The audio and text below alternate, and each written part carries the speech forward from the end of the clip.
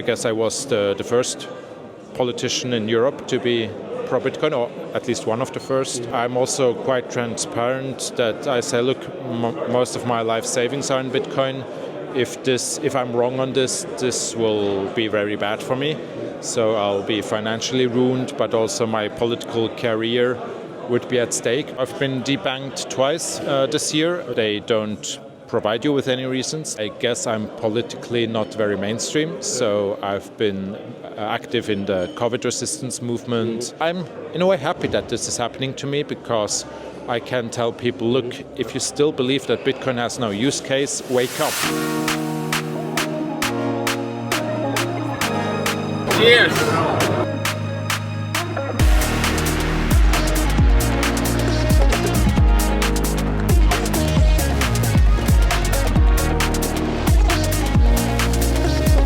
Samuel, how are you doing? How was your panel today?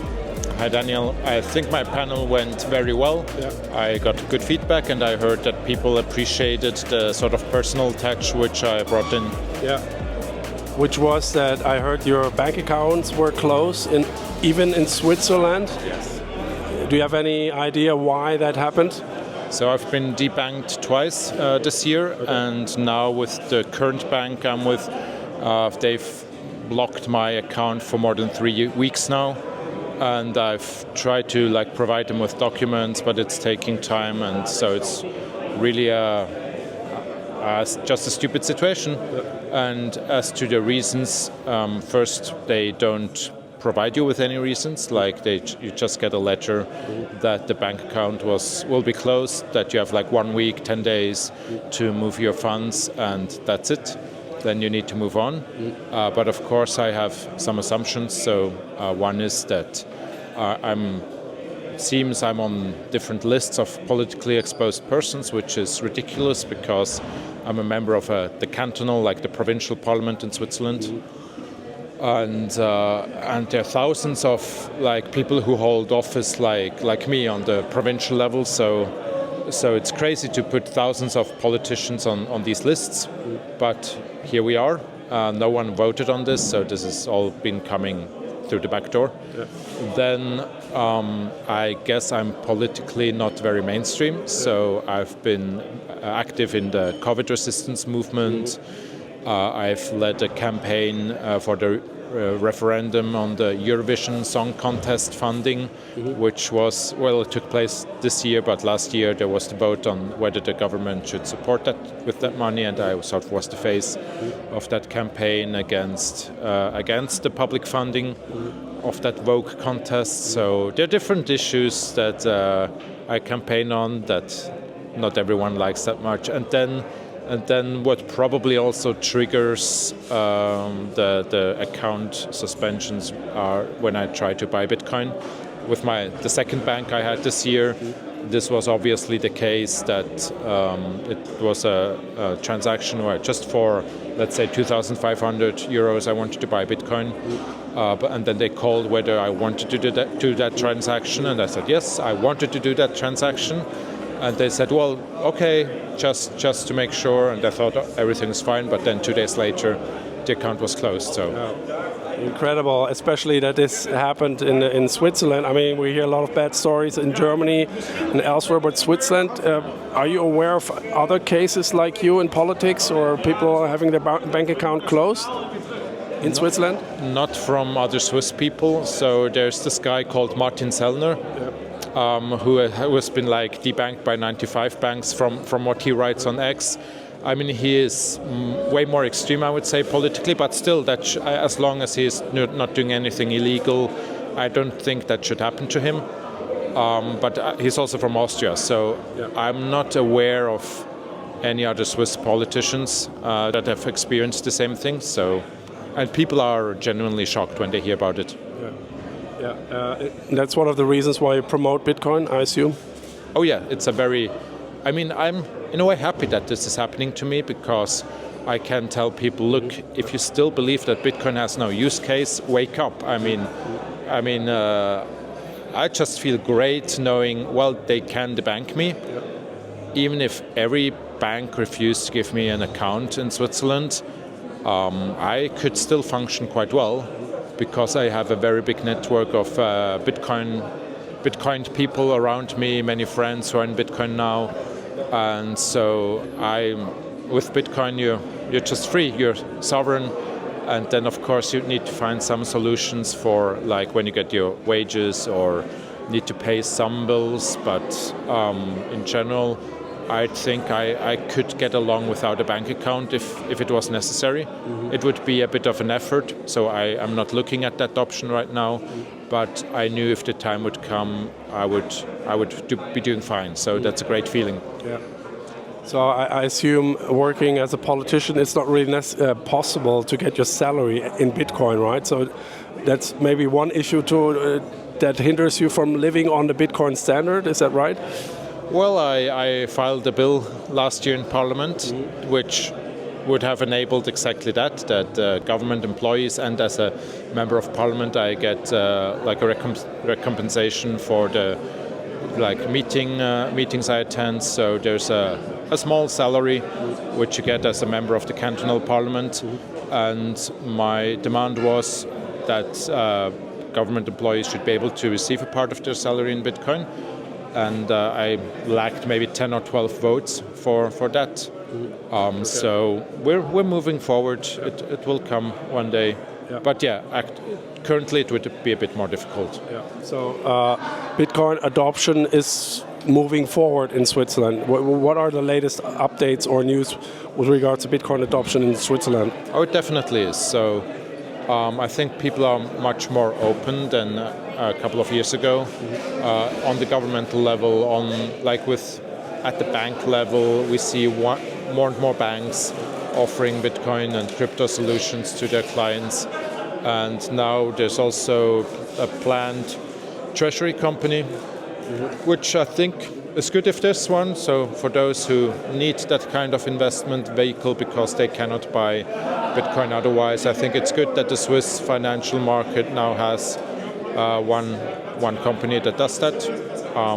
I do not recommend that in general, but for those who don't have access to Bitcoin other ways, why not? Last question, maybe. In what position do you see Europe currently? Today, at the panel, everyone was basically very outspoken about the state not being very good. It looks pretty dark, let's say. What can we look forward to, and how do you see Bitcoin adoption moving forward in the coming years, let's say? Well, it will get worse before it gets better. And some people will only be triggered to do their own research about Bitcoin when the pain increases. So in a way it will be a good thing when people realize they need Bitcoin and try to get out of the fiat system. Unfortunately, pain is often needed, but that's the way things move forward. So it's bad and good, at the same time. Yeah. Well, thanks so much for your input. Yeah. Okay. Sure. Two questions. So you said on stage that you were very successful to orange pill many people. What's your secret? I cannot say for 100% what my recipe for success is, but I'm insofar quite transparent. So for the first 5 years of looking at the financial system, I was a gold and silver bug. And so a lot of people, when I made the switch to Bitcoin gradually, I think many people found it quite interesting, and they knew that I had a solid foundation with precious metals. Then I'm also quite transparent that I say, look, most of my life savings are in Bitcoin. If I'm wrong on this will be very bad for me. So I'll be financially ruined, but also my political career would be at stake because of the kind of reputational damage that this would do to me if Bitcoin completely failed. And so in a way I had to be extremely sure to be pro-Bitcoin publicly as a politician, which I have been for the past 5 years. And so I guess I was the first politician in Europe to be pro-Bitcoin, or at least one of the first. And I think when people seek conviction, it's attractive, and then they are encouraged to do their own research. And maybe because many people trust me on the political issues, why they voted for me in the first place, they are at least open to consider that Bitcoin might not be such a bad thing as the media tells them.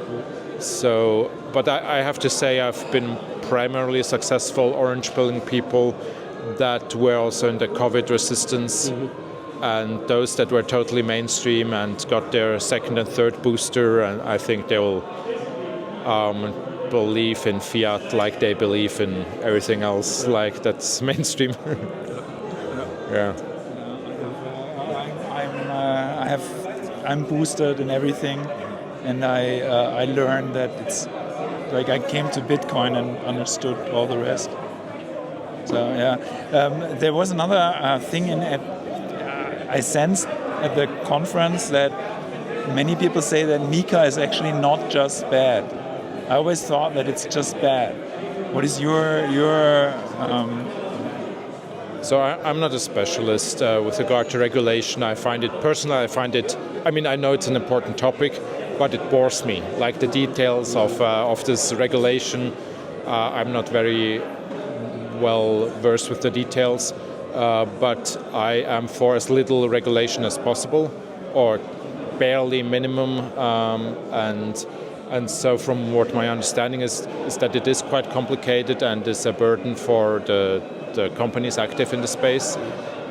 Just from what I hear, they say, well, it's been we got our MiCA license now, but it's been a challenge and a lot of work, so that's not good. It's not good for innovation, it's not good for the industry, and it's not necessary.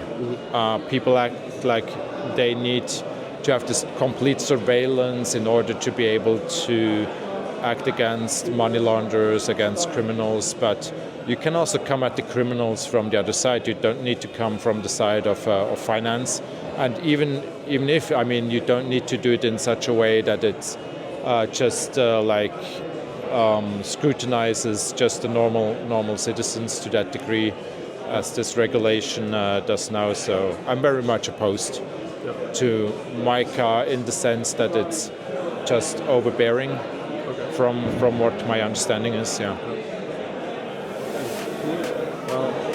Thank you so much for your input. I wish you all the success with pushing Bitcoin forward in Switzerland, and probably see you around on the next conference. I think we will do. Yeah. Have a great day.